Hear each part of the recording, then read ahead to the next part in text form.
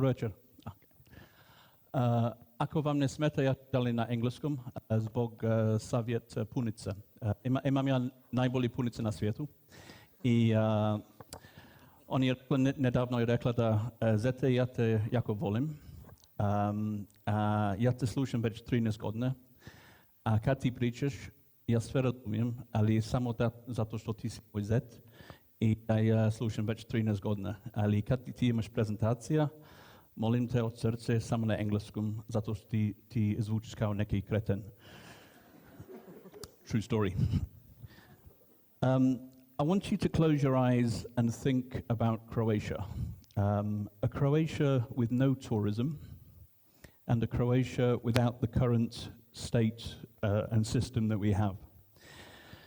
Now, when I think of Croatia like that, I see a country with great lifestyle, very safe, with great authentic experiences, with great food and wine, great nature, affordable, accessible in the EU, with good infrastructure, with good internet, with good common values of family. In fact, I would say that Croatia has the best lifestyle in Europe. Okay, so I just want you to put that idea into one box and we'll come back to it later. My name is Paul Bradbury. I'm born in the rain in Manchester, and then I moved to the sunshine on Hvar, which is why I'm so pink. A year ago, I wrote an article called The 3 Stages of Learning for Foreigners in Croatia: Love, Hate, and Nirvana. And I'll tell you about my journey, because I finally got to level 3 after 15 years of trying. Most foreigners come to Croatia and they fall in love with the beautiful place, the great lifestyle, the wonderful people, beautiful people. And they have no idea how Croatia actually works. And they cannot understand why so many people are emigrating when this is such a beautiful place to live. And I was one of those people.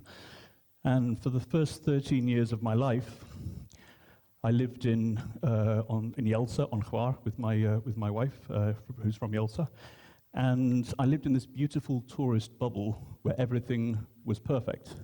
The bureaucracy was a bit slow, but you can't have everything. I got into the lifestyle, and a friend of mine from the UK came to visit, and he earns £300,000 a year. And there is no way I would have swapped my life for his life, because I had that lifestyle. And then about 5 years ago, my life and my relationship with Croatia changed. And it changed because I heard the word, after 13 years, for the first time I heard the word Uhljeb. And I heard about it in a news article from Index, where my name was in the title of the article, and somebody was saying that they weren't an Uhljeb. And I had no idea what an Uhljeb was. Long story short, I had a quick education, and then I started to learn a bit more how Croatia worked. And my relationship with Croatian people changed at that moment, friends. And it was like I had this dirty secret that finally I was part of a secret, and finally we could have proper conversations about things that were never mentioned before. And I wrote an article called A Tale of Two Croatias, Before and After the Uhljeb Discovery. Because once you know how Croatia works today, it's very, very hard to go back to the perfect thing that you have before. I started my news portal, Total Croatian News, 5 years ago this week. It's the first English language news portal every day. And this was a shock to me, because I was writing about this beautiful island, and suddenly I was writing about this amazing country, the beautiful stuff, and the problems. And then I met people who were doing business here, and foreigners, and I was at stage 2 of my education. I'd gone from the love, and now I was in the phase of hate, because I could see why people were emigrating, and I was seeing all the problems, and I was really sad, and I was trying to do things myself, and I couldn't because of the system. And then, about 3 years ago, I had my moment of nirvana. I finally realized that the old saying, accept the things you cannot change, have the courage to change the things you can, and have the wisdom to know the difference. And if you can accept that, a bit like if you can try and do business in Dalmatia for 15 years and get frustrated, you finally come to realize, do not try and change Dalmatia, but expect Dalmatia to change you. And if you can accept that, life here is beautiful. And the moment I realized that things would be, I would be at peace, was when I realized that I live in the best lifestyle country in Europe, with an amazing place to be, with family, with community, and the only thing wrong with it is the system. And rather than getting frustrated, I looked at it as though I was an alcoholic living in Norway, where Norway is a beautiful place to live, and people who like to drink pay 10 euros for a beer because the tax is very, very high. But they're happy to pay that tax because they want the lifestyle of Norway. And so I decided in my mindset to change my views of Croatia, that I want to live in the best country in Europe, and so I would pay my Uhljeb tax every year, which is expensive, and then I was free, because in my mind, this is the price of living in paradise. And if you can accept that, that's fine. So at that point, I also realized that there are so many, these guys, so many amazing people in this country doing amazing things in their own little bubbles. They don't want to connect with the system because they're disappointed by it.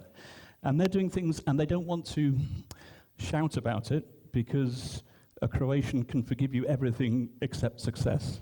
And so people keep the good stories to themselves. And so basically what's happening in Croatia, I think, is that all the good stories are not being told. And so there is this default negative mindset here that anybody who succeeds, let's destroy them. And what's happening now with me is I pay my Uhljeb tax, and I surround myself with positive people.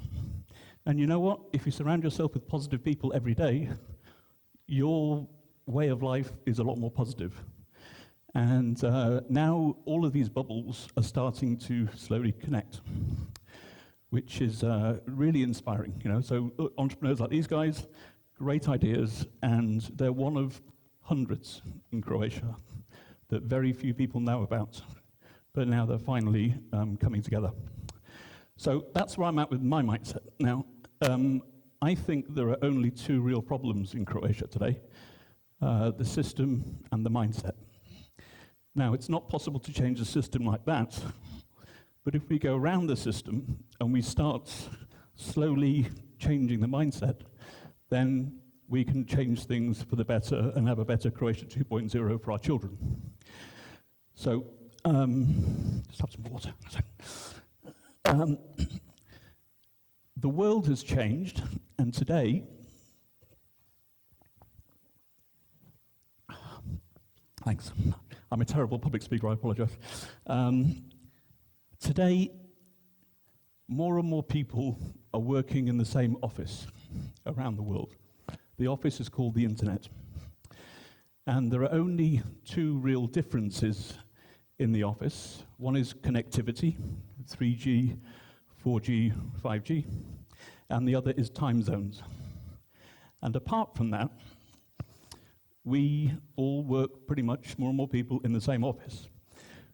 When we leave work, we go home. We leave the office, we go home. Some people, many people, want to go home to the village that they were born in with their friends and their family. A lot more people, more and more people, especially this new generations, want to go home to lifestyle. Imagine you could leave the office, go for a swim in the Adriatic, or have a walk down Stradun, or have a coffee on the river in Split, or something like that. So if we're all working in the same office, and people want lifestyle, and Croatia, remember that box? We have the best lifestyle in Europe. What an opportunity especially after Corona, for Croatia to have a complete and utter rethink about how it does things. Okay, forget tourism. So, the way I see things is that by 2035, there will be 1 billion remote workers in the world, probably more now after Corona, 1 billion. And a lot of those are looking for lifestyle. A lot of those are wealth-creating people, and they're very positive people, and they are people that can drip, drip, drip the mindset and show by example that there is a chance for our children for a better Croatia. So, the way I see things with Croatia is we should forget this destruction of the coast, where we get more and more people in every year just to go to the beach. And we should focus on the things where Croatia really excels at for the future. Safety, lifestyle, authentic experiences, nature, wellness, digital nomads. All these things are 12 months a year around the country. All these things will show the best of what Croatia have to do. All these things will bring people in who have good mindsets, who are wealth creating, who are going to produce jobs, and we're not going to go and destroy the coast as we are doing at the moment. So everybody says yes, yes, yes, but I have a digital nomad from Denver, Colorado, who spent 6 months in Osijek. She said it was one of the most amazing places she'd ever lived. It was safe, good English, great nature, wonderful people, cheap, good internet, everything. How many thousands of people have left Osijek because there's no opportunity? So again, it's a mindset change that we need to do. And so I see wonderful experiences in continental Croatia, wonderful experiences, wonderful people. I moved from Hvar to Varaždin 3.5 years ago, and the difference between the lifestyle there is people here work. And you know, the mentality is much more, I don't want to use the word normal, because I know this is going to be on the internet, but it's much more in tune with the way I see things. And you know, people are not there waiting for tourism to happen to live off. They actually go, and I was shocked when I got my first fuel bill for gas when I was in Valley. I was like, wow, that's almost a month's salary. How do these people survive and do this? And so I think, you know, if we can redefine our tourism and our strategy towards a slogan that is not Croatia full of whatever they want to say at the time, but Croatia, your safe, authentic lifestyle destination. This shows what the true Croatia is, and this shows that we're not dependent on tourism, but we're selling lifestyle, and we're bringing opportunity, and we're bringing jobs. And I really think it's that simple. The only problem is that we have a system which doesn't quite agree. So I see 3 scenarios. One is that the current system will not engage at all, and that's okay. And then in that scenario, we'll have more and more people who are getting this message of Croatia, your safe, authentic lifestyle destination, and they'll come for 90 days, and they'll be digital nomads for 90 days, and they'll have those authentic experiences, but just for 90 days. They will spend money in the restaurants and the bars, and they will tell their friends, and it will be a small economic bonus and a complete lost opportunity. But even in those 90 days, they will drip, drip, drip, drip, drip the mindset. Scenario number 2 is that Uhljebistan gets a little bit hungry because they've bankrupted everything, so they need more sources of money, so perhaps they'll allow that for 12 months. And in that case, we have a bit more money coming in, and we have a lot more creativity coming in, and we have drip, drip, drip, drip on the mindset. And scenario number 3 is the revolution, obviously, you know, we have a completely new state, which is bankrupt, but we start with the very best lifestyle in Europe, and we could be the richest country in Europe within 10, 15 years. And I honestly believe that, with a great mindset and a great lifestyle. So that's basically me. Thanks.